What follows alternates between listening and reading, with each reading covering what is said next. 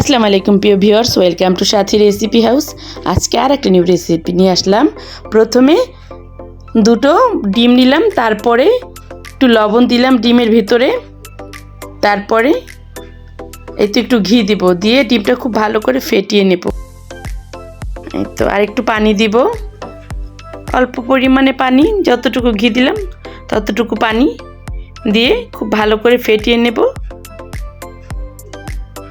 খুব ভালো করে ফেটিয়ে এক সাইডে রেখে দেব। ভিউয়ার্স, রেসিপিটা ভালো লাগলে সাবস্ক্রাইব প্লিজ, বেশি ভালো লাগলে লাইক কমেন্ট শেয়ার করে পাশে থাকবেন। তারপরে এই তো একটা বোল নিলাম, বলে কিছু আটা নিলাম, হাতে ময়দা ছিল না আটা ছিল তাই দিলাম। তারপরে যতটুকু ময়দা দিলাম ততটুকু, মানে যতটুকু আটা দিলাম ততটুকু গুঁড়ো দুধ দিলাম, তারপরে একটু বেকিং পাউডার দিলাম, দিয়ে সবগুলো এক উপকরণ একসাথে মিশিয়ে নেব। তারপরে এই তো মিশ্রণটা দিয়ে একটা ডো বানিয়ে নেব সুন্দর করে, মসৃণ একটা ডো হবে খুবই। আর একটু পানিও লাগবে না, কিচ্ছু লাগবে না, এটা দিয়ে একটা খুব সুন্দর একটা মসৃণ ডো হবে। তারপরে এই তো ডোটা এই তো আমার কমপ্লিট। এখন গোলাপ জামুনের শেপ দিয়ে নেব, গোল গোল শেপ। তারপরে চুলায় একটা হাঁড়ি বসিয়ে তারপরে একটু পানি দিলাম পরিমাণ মতো, তারপরে দুটো দারচিনি আর দুটো এলাচ ফাটিয়ে দিয়েছি। তারপরে তো একটু চিনি দিলাম পরিমাণ মতো,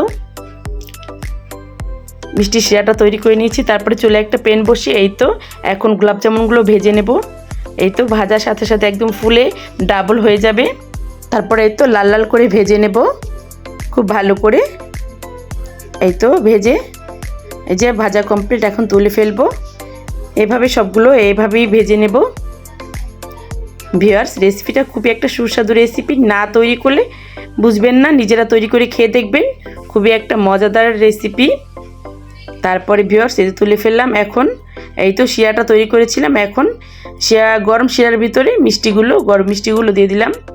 এই তো এভাবে দিয়ে শিরাতে অল্প একটু ফুটিয়ে নেব, চুলায় জাল করে ফুটিয়ে নেব। তারপরে এই তো আমার গোলাপ জামুনগুলো রেডি। ভিউয়ার্স, আসসালামু আলাইকুম।